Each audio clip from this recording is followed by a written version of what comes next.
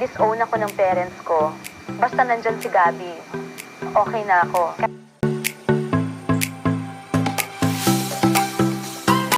Ang pag-amin na ito ni Sharon sa isang interview noon, mga ka-showbiz is matapos silang maghiwalay ni Gabby Concepcion, patunay lamang kung gaano nito kamahal ang aktor. At aminado rin ito mga ka-showbiz na parte na ng kanyang buhay si Gabby Concepcion dahil may anak siya rito. Kaya lang ang hiling ng mga fans ay sana raw hindi na maapektuhan pa ang relasyon nila ngayon at muli na silang mag-uusap para sa kanilang anak. Hindi di umano makatarungan na dalhin pa rin ng megastar hanggang ngayon ang sakit na nararamdaman nito noon.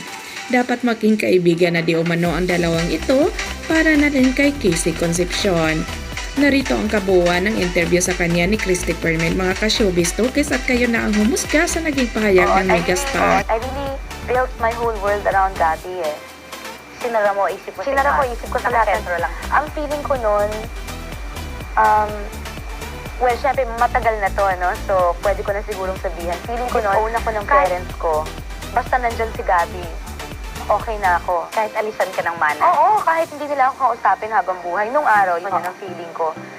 Basta ako talagang with all my heart and all my soul, I really loved him very much. Ganon. I loved him more than anything else in the world.